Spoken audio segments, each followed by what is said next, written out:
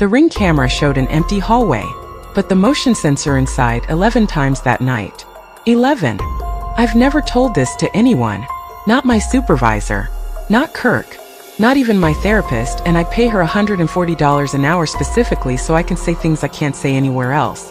But she put something in my file. So I'm telling you instead, because strangers are the safest people I know right now. I've never told this to anyone. Not my supervisor. Not Kirk. Not even my therapist, and I pay her $140 an hour specifically so I can say things I can't say anywhere else. But she'd put something in my file. I know she would. So I'm telling you instead because you're strangers and strangers are the safest people I know right now. My name is Nancy. I'm a field archaeologist. I was 31 when this happened. I'm 32 now, which means it's been about 8 months, and I still sleep with the overhead light on. Every night. The overhead light and the closet light and the lamp. My electric bill last month was $267. My apartment is 600 square feet. I drove out on US 550 on a Tuesday in September, headed toward the Chaco corridor. I'd done that drive maybe 40 times over 6 years, and it had always felt like going home. Open sky. Red rock. The kind of quiet that fills your ears. That morning, the radio kept cutting to updates about the Hantavirus clusters up in the Four Corners area. Cases confirmed. 3 counties. I remember thinking, wear the respirator, wash your hands, you're fine. I was not fine. The excavation was a small secondary site. Not the kind of thing that makes journals, just a cluster of collapsed rooms somebody's grad student had flagged 2 summers ago and nobody had gotten around to properly documenting. My job was photos, measurements, preliminary catalog. For hours, maybe 5. I'd be back in Albuquerque by dark. What I found in the 3rd room stopped me for about 20 minutes. I just stood there like an idiot. The remains were old. Significantly old. I'd need lab analysis to say how old, but the preservation was wrong for the climate. Wrong in a good way, almost. The body had been wrapped in something that had mostly degraded, but the wrapping pattern, and the objects placed with the remains, suggested this wasn't a standard burial. Somebody had done something deliberate here. Something careful. I photographed everything. Every angle, every object. There was a small carved figure near what had been the left hand, dark stone, maybe 2 inches tall, stylized in a way I didn't recognize offhand. I picked it up to photograph the underside. Then I put it in my jacket pocket so I wouldn't lose it while I worked the rest of the room. Forgot it was there. That's the honest truth. I just forgot. I got back to the apartment around 8.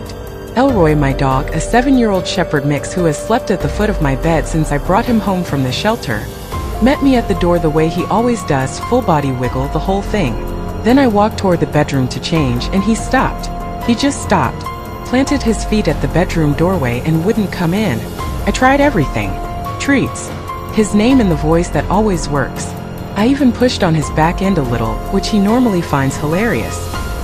He backed away, sat down in the hall, and looked at me with an expression I'd never seen on him before. Not scared exactly. More like resolved. Like he'd made a decision. I figured he smelled something on my field clothes. Rodent scent, maybe, which would explain the Hantavirus protocols running through my head. I showered. I went to bed. Elroy slept in the hallway. He slept in the hallway every night after that. All 8 months I stayed in that apartment. He never explained it. I know how that sounds, but he never went back in that room, and I learned to fall asleep listening to him breathe through the crack under the door. The next morning I uploaded my field photos to the server and sent the preliminary catalog to Dr. Reyes. Standard procedure. She'd been up in Taos visiting family and wasn't back until Thursday, so I had 2 days before anyone looked closely at the documentation. I went into the lab, logged the carved stone figure, and got on with the week.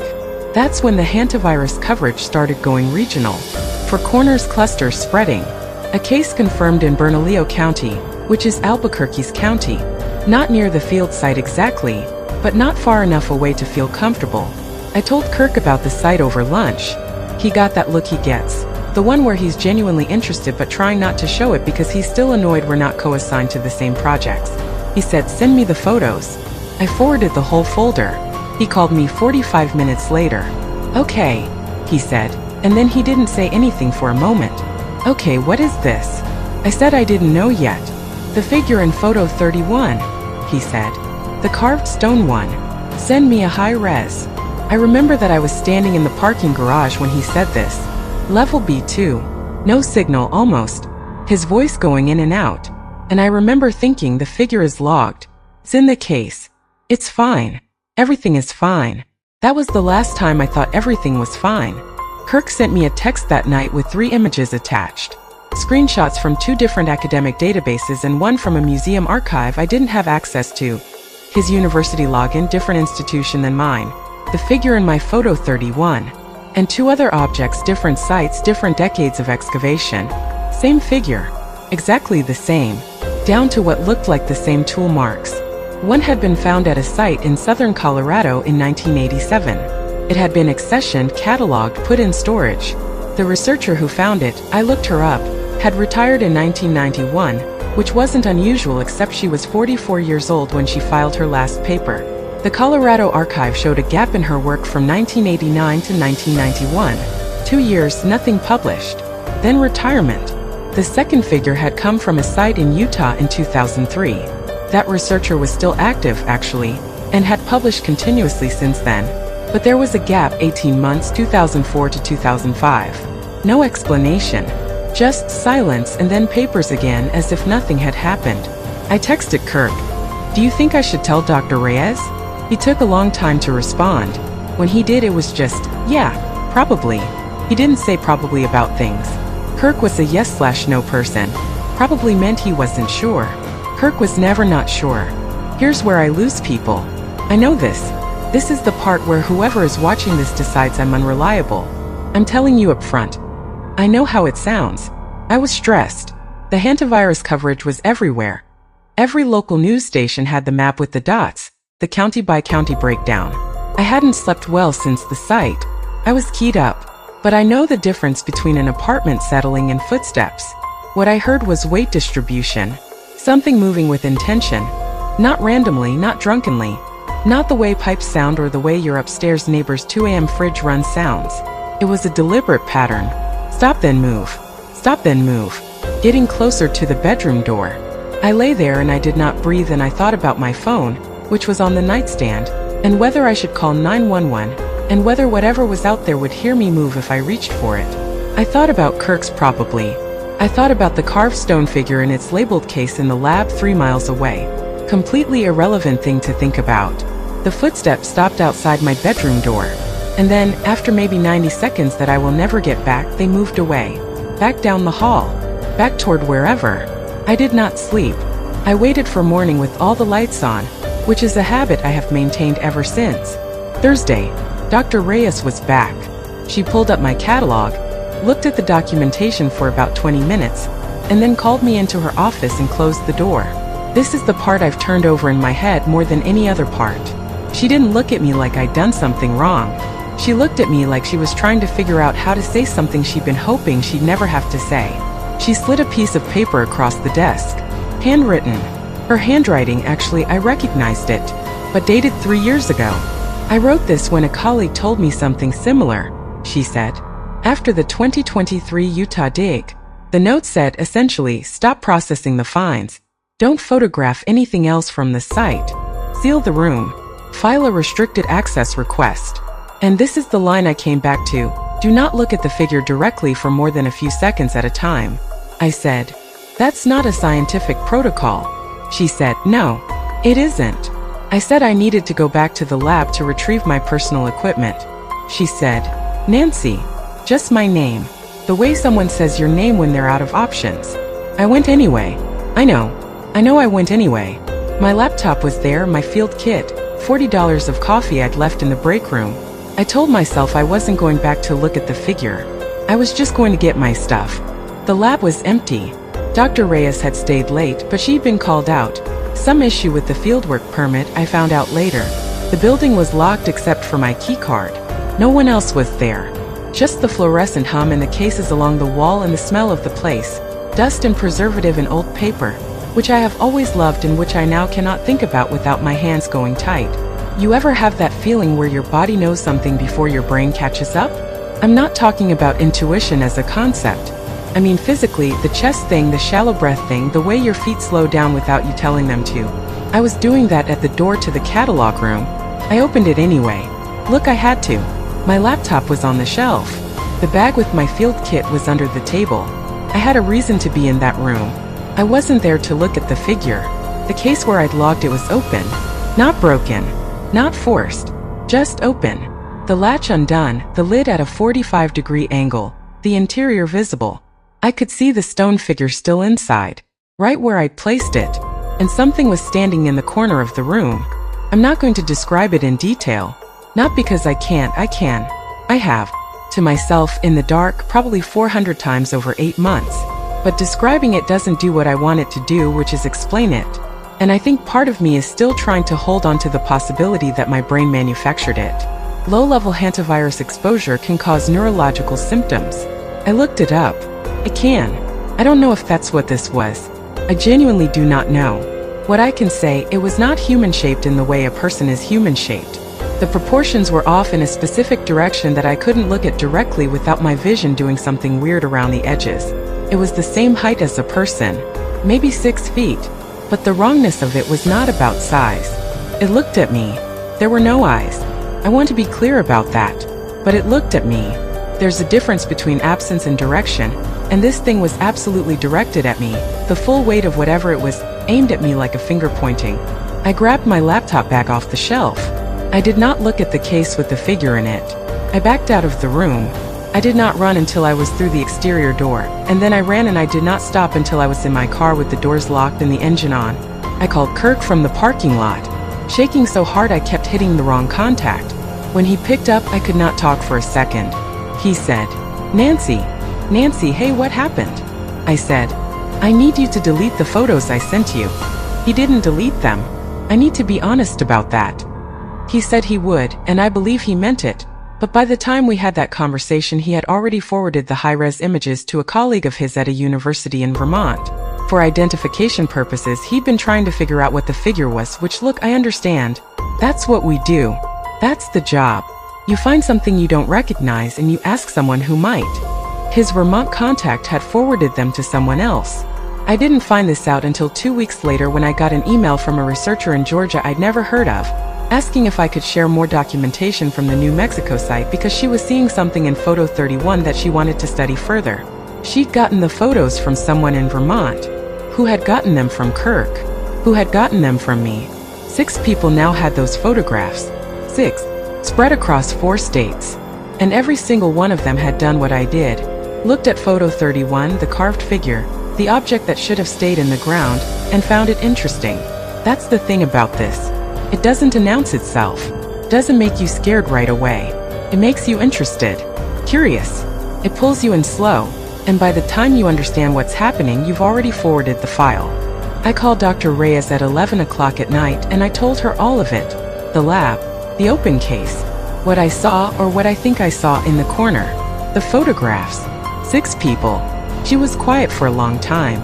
Did you keep the figure? She asked. I said it was still in the lab in the case. She said she would handle the physical object and the site documentation. Restricted access, proper protocol, the works. She had done this before, she said, not this exactly, but something adjacent to it, and there was a process. She sounded tired in a way that was not about the hour. The photographs are the problem, she said. I can't help you with the photographs. I asked what I was supposed to do. She said, call the people who have them. Tell them it's a chain of custody issue with an unreported find, which is technically also true. Most of them will comply. Most. Called all 6. 2 deleted immediately, no questions. 2 asked follow-up emails I had to field for a week. 1 went quiet. Stopped responding to emails, stopped responding to calls. I don't know if he deleted the photos. I don't know if he's fine. I tell myself he's fine. The 6th person, the one in Georgia, said she'd already published a preliminary note on her department's internal research blog with the image before I reached her. The motion sensor alert started the week after I got back from the site. My phone would buzz at odd hours, 1 a.m., 3 a.m., once at 4:47 a.m., with a notification from the Ring app. Motion detected. Hallway. And every time I pulled up the live feed, the hallway was empty. Perfectly, completely empty. But the indoor motion sensors, the ones I'd added after a break-in scare 2 years ago, the little white discs on the walls, those were going off too. And the Ring camera doesn't cover indoors. I have no footage of what was setting those off. I have only the app log which shows hallway sensor 1:04 a.m., hallway sensor 1:09 a.m., hallway sensor 1:14 a.m., 11 activations one night, 11 between my bedroom door and the bathroom, which is maybe 12 feet of hallway. I told myself, the sensors are faulty. I told myself, it's the temperature differential from the AC kicking on. I told myself this for 3 weeks while Elroy slept outside my door and refused to come in. The night I finally stopped telling myself that, I got out of bed and opened the bedroom door. Elroy was there, curled against the baseboard. He looked up at me. His eyes went to the end of the hallway near the bathroom and then back to me. That look again. The resolved look. There was nothing at the end of the hallway I could see. I moved out 2 weeks later. I live in Colorado now. Different city, different apartment, second floor, good natural light. I brought Elroy. He sleeps at the foot of my bed again. Has since the first night here, like nothing ever happened, like he decided the problem stayed behind in Albuquerque. I quit the project. Took a 6-month contract doing salvage surveys for a highway project in the San Luis Valley. Boring, methodical, nothing older than the 1940s. I'm okay. I'm actually mostly okay. Dr. Reyes handled the physical remains and the figure. The site is restricted now. I don't know the details and I didn't ask. The researcher in Vermont, Kirk's contact, published a short paper. I don't know if he has the photos still or if he deleted them. I read the paper. It was cautious, academic, dry as chalk. No mention of anything unusual. He seemed fine. The one who went quiet, the 5th person I called, I found his faculty page last month. Still listed. Still showing a current research appointment. Either he's fine and just didn't want to deal with me, or the page hasn't been updated. Both are possible. I try not to think about it too long. Here's the thing I didn't tell Dr. Reyes. The thing I haven't told anyone. The night before I moved out of the Albuquerque apartment, I was packing loading boxes, doing the whole terrible thing where you realize how much junk you've accumulated. I was going through the jacket I'd worn to the site, the one I hadn't touched since September. I found the carved stone figure in the pocket, the one I had logged. The one that was supposed to be in the case in the lab. The one Dr. Reyes had said she'd handled. Except it was in my jacket pocket, which had been hanging on the hook by my door for 8 months. I don't know how. I don't know when. I don't know if it was there the whole time and I just never reached into that pocket, or if it got there some other way. I did the first thing I thought of, which was probably stupid.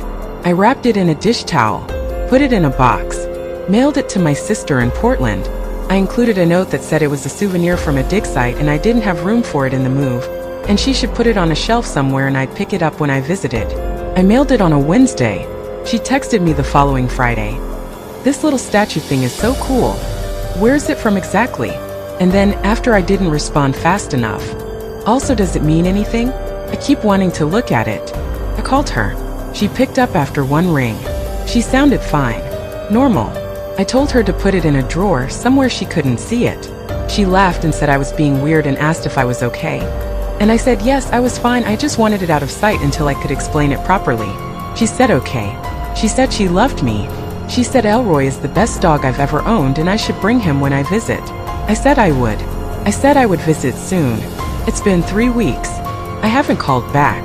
I checked my email this morning. There was a message from a researcher I don't know, at a university I've never heard of, in a department that doesn't fully make sense, listed as Comparative Cultural Material Studies, which is not a standard department name. She said she'd been forwarded some photographs from a dig site in New Mexico, and was hoping to ask a few questions about the provenance. She didn't say who forwarded them. She didn't say who forwarded them. I'm in Colorado now. 2nd floor. Good natural light. And this morning, for the first time since I moved here, Elroy won't come into the office. He's sitting in the hallway. He's just sitting there.